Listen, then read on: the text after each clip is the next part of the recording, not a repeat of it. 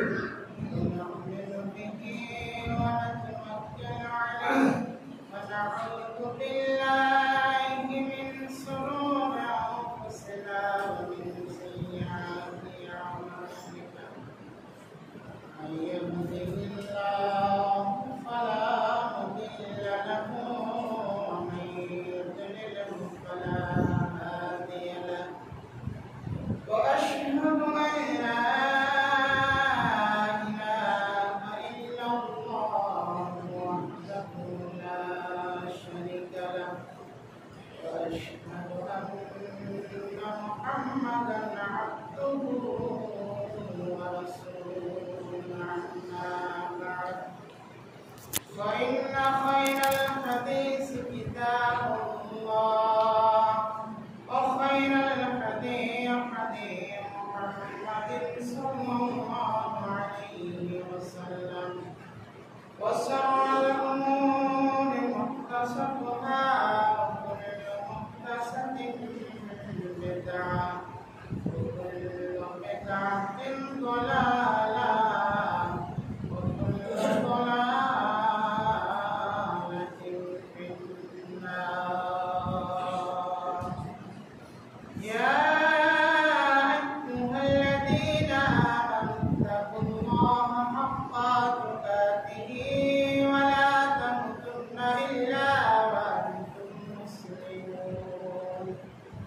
يا أيها الناس اتقوا ربكم الذي خلقكم من نفس واحدة وخلق منها زوجها وبث منهما رجالا كثيرا ونساء واتقوا الله الذي تسألون به والأرحام إن الله كان عليكم رقيبا. يا أيها الذين آمنوا اتقوا الله وقولوا قولا سديدا يصلح لكم أعمالكم ويغفر لكم ذنوبكم ومن يطع الله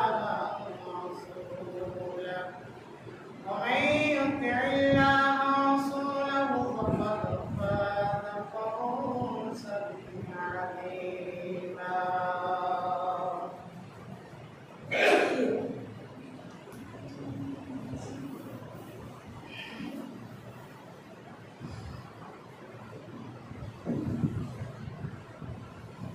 الحمد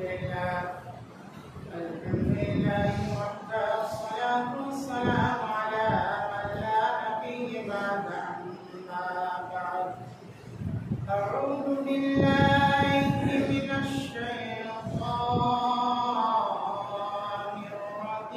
الرجيم ومن سبب تطهرهم وتزكيهم بها عليهم إن صلاتك سكن لهم والله سميع عليم. وقال الله تبارك وتعالى في موضع آخر الذين لا يؤتون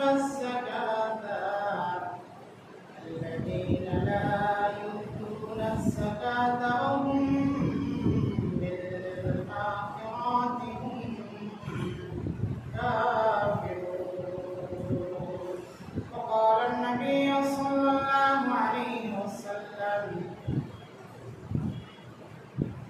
لا يدخل الجنة فيهم ولا بخيل ولا منار.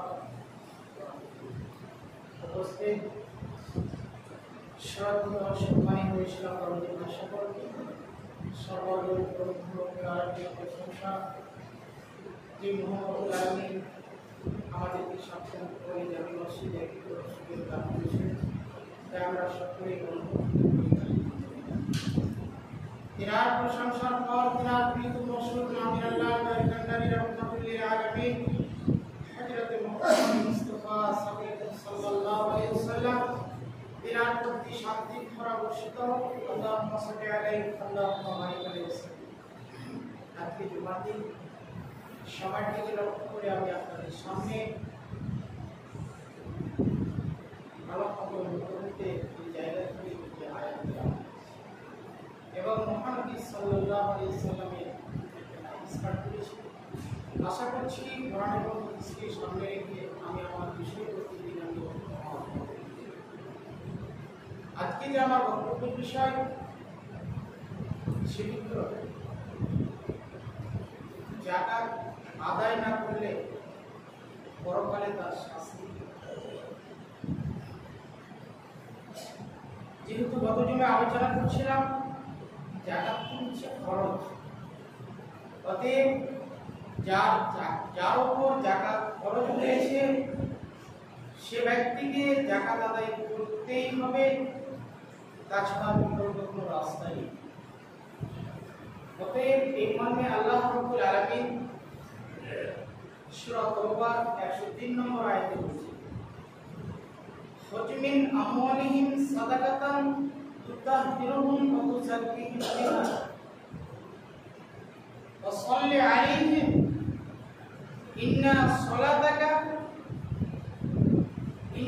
সালাতাকা সাকানুল লাহুম ওয়াল্লাহু সামিউন আলীম। আল্লাহ রাব্বুল আলামিন তার নবীকে আদেশ করছেন যে হে নবী, তুমি তাদের মালগুলো থেকে সাদকা বের করে নাও, যাকাত নিয়ে নাও, যার দ্বারা তাদের মালগুলো পবিত্র হবে।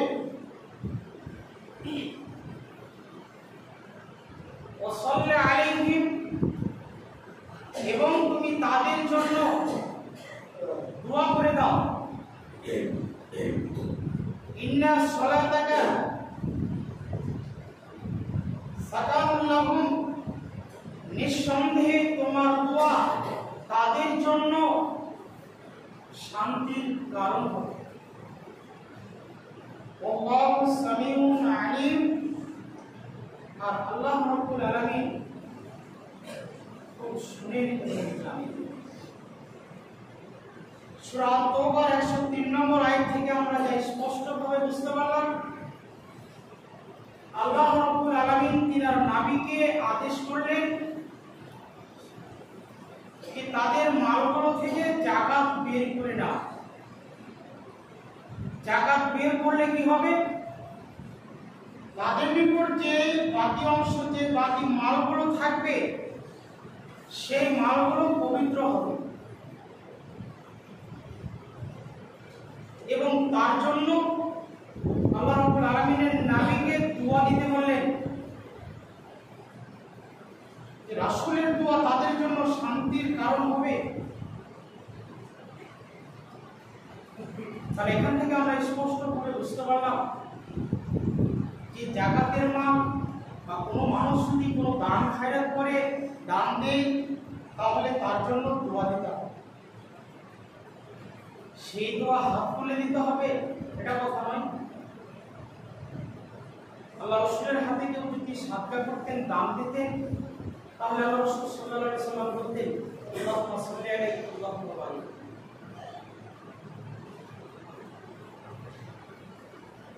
অন্য জায়গাতে আল্লাহ রাব্বুল আলামিন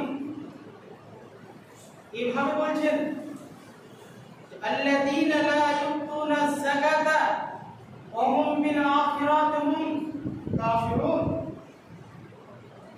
সূরা হামিম সাজদা 7 নম্বর আয়াত। আল্লাহ রাব্বুল আলামিন বলছেন যারা যাকাত দেয় না তারা এমন যারা পরকালকে বিশ্বাস করে না। তাই অত্র আয়াতখান থেকে স্পষ্ট আমরা বুঝতে পারলাম যে আল্লাহ রাব্বুল আলামিন ডাইরেক্ট বললেন যে যারা যাকাত দেয় না তারা এমন যারা পরকালকে বিশ্বাস করে না। তাহলে আমাদের যাকাত যদি ফরজ হয়ে থাকে আর আমরা যদি সেটাকে না দিই, না আদায় করি, তাহলে আমরা পরকালকে বিশ্বাস করলাম না। আর যদি পরকালকে বিশ্বাস না করি তাহলে আমার আপনার কাছে ঈমান থাকবে না। কারণ যে 6টি প্রতি বিশ্বাস করতে হবে তার মধ্যে একটি হচ্ছে আখিরাত। পরকালের উপর যদি বিশ্বাস না থাকে তাহলে তার কাছে ঈমান থাকতে পারে না। আর ঈমান যদি না থাকে তাহলে সেই ব্যক্তি জান্নাতে যেতে পারে না। কেন? ঈমান না থাকলে সে ব্যক্তি মুমিন হতে পারে না। আর ঈমানদার ব্যক্তি, মুমিন ব্যক্তি জান্নাতে প্রবেশ করবে। তাহলে আমরা স্পষ্ট, আমাদের মাঝে যদি সেই ব্যক্তিদের যাকাত ফরজ হয়ে থাকে তাহলে নিজের অন্তরখানাকে জিজ্ঞেস করুন, আপনার কাছে, আপনার নিকটে কতটা মাল রয়েছে? যেই মাল নিসাবে পৌঁছেছে কি না এটা আপনি জানেন। যদি জানা সত্ত্বেও যদি আপনি যাকাত বের না করেন তাহলে আমরা ডাইরেক্ট বলেন সে ব্যক্তি পরকালকে বিশ্বাস করে না। তাহলে আমরা যদি পরকালকে বিশ্বাস না করি তাহলে আমাদের ঈমান থাকতে পারে না। ঈমান না থাকলে জান্নাতে যাওয়া যাবে না। অতএব অনুরোধ করব প্রত্যেকটা ব্যক্তিকে নিজে চিন্তা ভাবনা করে নিজের মালের অঙ্ক কষুন যে আমার কাছে, আমার নিকটে সেই মাল খরচ হয়েছে কিনা, সেই জায়গাতে আমার মালগুলো নিসাবে পৌঁছেছে কিনা। যদি নিসাবে পৌঁছে থাকে আজকে যে আপনাকে যাকাত বের করতে হবে, বিকল্প কোনো রাস্তা নেই, এটা একটি ফরজ ইবাদত। না হলে পরকালে শাস্তি ভোগ করতে হবে। গত জমায় কিছু আলোচনা করেছিলাম শাস্তি সম্পর্কে, আজকে কয়েকটি হাদিস তুলে ধরছি শাস্তি সম্পর্কে।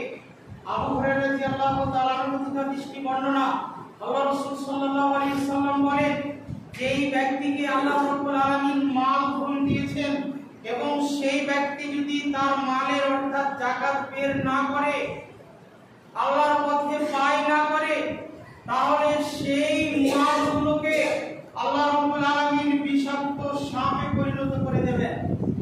সেই মালগুলোকে সাপ বানিয়ে দেবেন এবং সেই সাপের মাথায় একটা চিহ্ন থাকবে, যে চিহ্নটা হচ্ছে বিষধর সাপের চিহ্ন।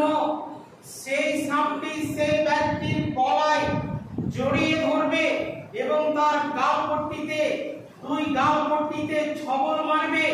আর সেই মালটা, সেই সাপটা বলবে, আমি হচ্ছি তোমার মাল, আমি যেই মালটা তুমি নিজের জন্য জমা করে রেখেছিলে আমি সেই মাল ধর। অতএব আজকে তার মজা ঠিক না। এরপরে রাসূল সাল্লাল্লাহু আলাইহি সাল্লাম সূরা আলে ইমরানের 180 নম্বর আয়াত তেলাওয়াত। অত্র হাদিসটি বুখারী মিসকাতে 1774 নম্বর হাদিস।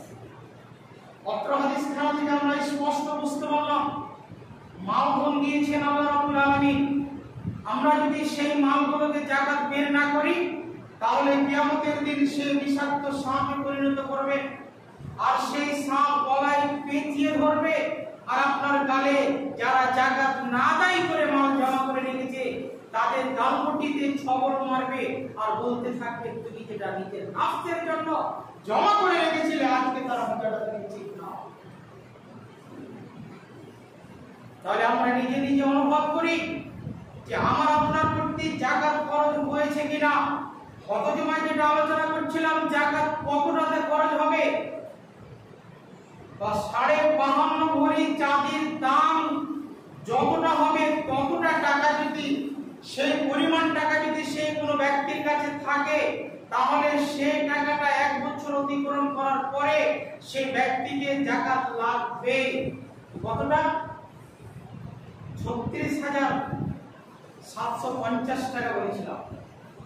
বর্তমান বাজারে স্বর্ণের রূপোর দাম যদি হয়, চাঁদির দাম যদি হয় 700 টাকা ভরি, তাহলে 52.5 ভরির চাঁদির দাম আসবে 36,750 টাকা। তাহলে আনুমানিক আপনি মেনে চলুন, কোন ব্যক্তির কাছে 35, 40, 50 হাজার টাকা নেই যে সেই ব্যক্তি যাকাত বের করবে না। যাকাত বের করুন, এটা আপনার ভালোর জন্য পরামর্শ দিচ্ছি। না হলে আপনার পরকাল নষ্ট হয়ে যাবে, আপনাকে পরকালে শাস্তি ভোগ করতে হবে। বিকল্প কোনো রাস্তা নাই, করতেই হবে। একটা হাদিস দিয়ে বলি, আবু জার গিফারী রাদিয়াল্লাহু তাআলা আনহু আবু যার গিফারী রাদিয়াল্লাহু তাআলা আনহু রাসূল সাল্লাল্লাহু আলাইহি সাল্লাম হতে বর্ণনা করছেন যে রাসূল সাল্লাল্লাহু আলাইহি সাল্লাম বলেন, যে ব্যক্তির কাছে উট, গরু, ছাগল, ভেড়া থাকবে অথচ তার সেই অধিকার অর্থাৎ হক আদায় করবে না, অর্থাৎ যাকাত দেবে না, সেই ব্যক্তিকে কিয়ামতের দিন সেই ব্যক্তির নিকটে সেই মালগুলো তার সামনে আনা হবে। কি অবস্থায়? মোটা তাজা অবস্থায়, বাচ্চা থাকবে না সেই অবস্থায় তার কাছে নিয়ে আসা হবে, উপস্থিত করানো হবে এবং সেই ব্যক্তিকে সেই মালগুলো এসে তার তাকে মারাতে থাকবে, তার খুর দ্বারা তাকে মারতে থাকবে, তার সিং দ্বারা। এই করে করে দলে দলে আসবে। আবার প্রথম দল যখন শেষ হয়ে যাবে, এই করে করে দলে দলে আসবে, তার শেষ দল যখন শেষ হয়ে যাবে আবার প্রথম দল শুরু করবে। কতদিন পর্যন্ত? সেটা মানুষের হিসাব নিকাশ হওয়া পর্যন্ত। অপর বর্ণনায় পাওয়া যাচ্ছে যে কতদিন পর্যন্ত? সেই দিন হবে 50,000 বছরের সমান একটা দিন। সেই দিন হিসাব হবে, তারপরে সে পথ পাবে, সে হয় জান্নাতের দিকে যাবে অথবা সে জাহান্নামের দিকে যাবে। হাদিসটি মুত্তাফাকুন আলাইহি, অর্থাৎ বুখারী মুসলিম ইসনাদে 1775 নম্বর হাদিস। তাহলে অত্র হাদিস খানা থেকে আমরা স্পষ্ট ভাবে বুঝতে পারলাম, কোন উট, কোন গরু, ছাগল, ভেড়ার মালিক যদি তার হক আদায় না করে, তার যাকাত যদি আদায় না করে, কিয়ামতের দিন সেই ভূমিতলে নিয়ে আসবে, বিরাট মাঠে নিয়ে আসবে এবং তাকে মারতে থাকবে, তার খুর দ্বারা, তাকে সিং দ্বারা তাকে মারতে থাকবে, কুটাতে থাকবে। আর সেই দিন কতদিন পর্যন্ত? সেই দিন হবে 50,000 দিনের সমান একটা, 50,000 বছরের সমান একটা দিন হবে।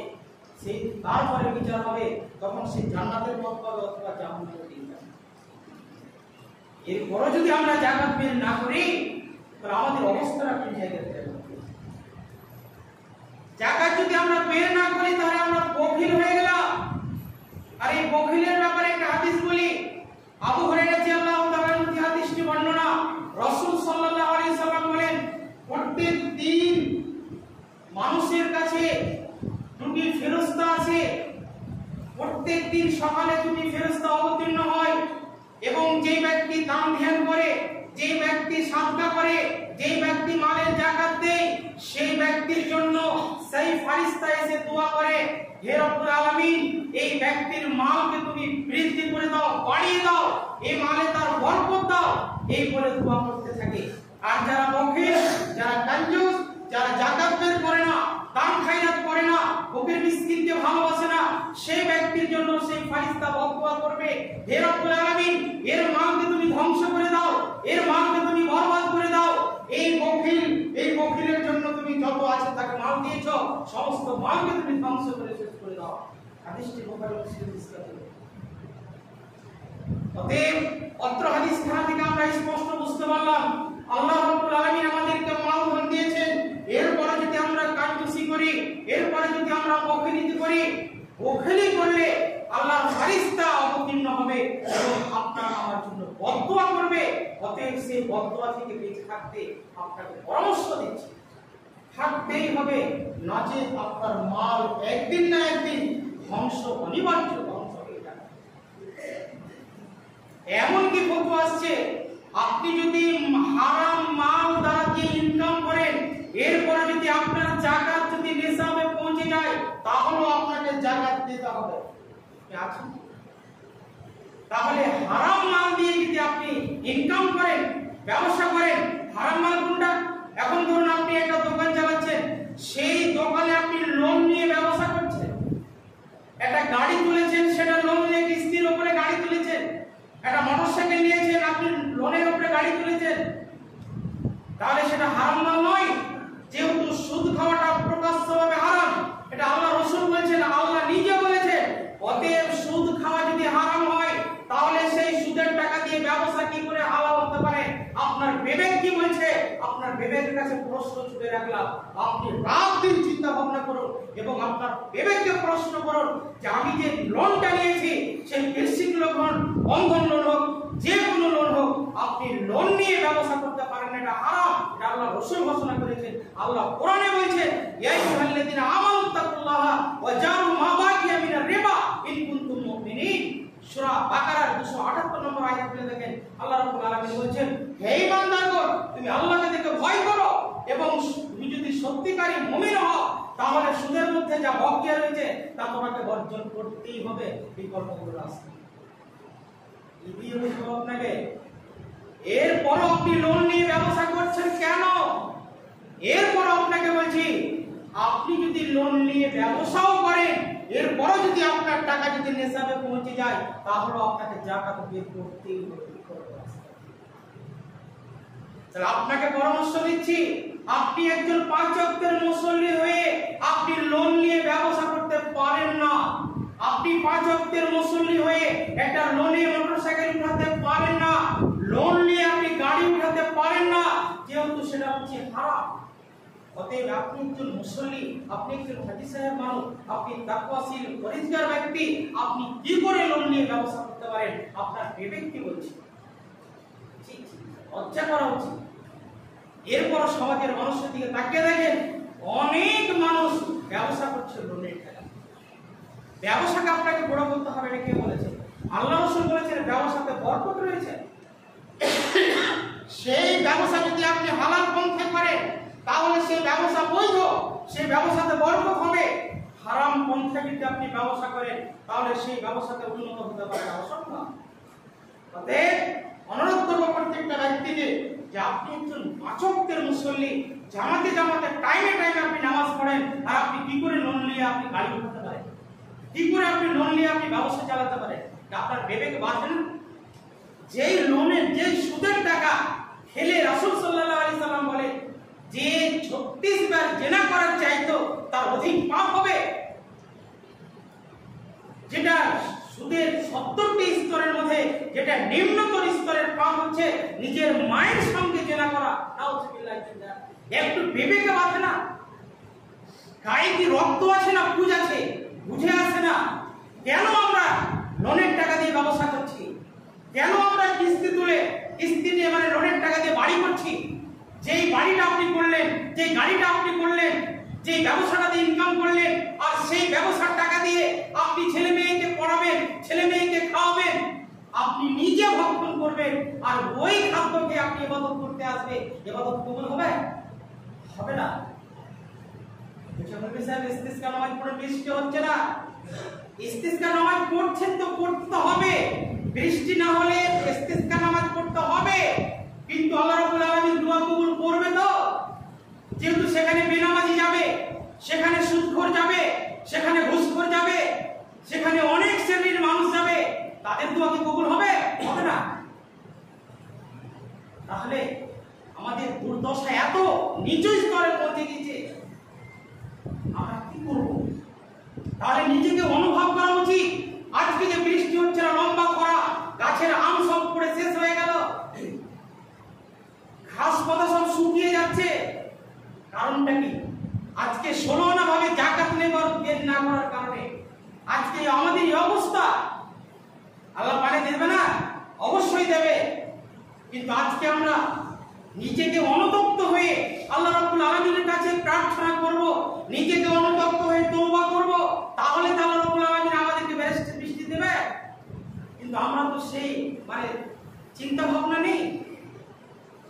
অ্যাকচুয়ালি ইস্তিসকা নামাজের পদ্ধতি হচ্ছে যে যারা পাপী, যারা অন্যায় করে, অন্যায় কাজে লিপ্ত হয়ে আছে, সেই ব্যক্তিগুলো ঈদের ইমামকে যে বলবে, জুমার ইমামকে বলবে, মাওলানা সাহেব আমরা অন্যায় করেছি, আমরা পাপে জর্জরিত হয়েছি, আমরা নিজেকে বুঝতে পারছি যে আমরা অন্যায় করেছি, এই অন্যায়ের কারণে আল্লাহ বৃষ্টি দিচ্ছে না, হয়তো আমরা যাকাত বের করি না তার কারণে বৃষ্টি দিচ্ছে না। তাহলে আজকে আমরা অনুতপ্ত হয়ে আল্লাহর কাছে তওবা করছি, আপনার হাতে হাত দিয়ে ওয়াদা করছি, আপনি দোয়া করুন, নামাজ পড়ুন, আমরা ভুল স্বীকার করছি, আমরা নিজের ভুলটা বুঝতে পেরেছি। এই যদি অভিযোগ আসে ইমামদের কাছে, তাহলে বৃষ্টির জন্য আমরা সকলে যে দোয়া করব, ইনশাআল্লাহ বৃষ্টি হবেই হবে। কিন্তু আজকে তো সেই অনুশোচনা আমাদের নেই। কেন আমরা এসি রুমে বাস করি, বৃষ্টি না হলো তো কি হলো? যারা রোদের তাপে বাস করে তাদেরকে যে জিজ্ঞেস করে দেখেন তারা কত কষ্টতে দিন কাটে। আপনি তো এসি রুমে থাকছেন, আপনি তো তার ব্যথা বুঝতে পারবেন না। আপনি যদি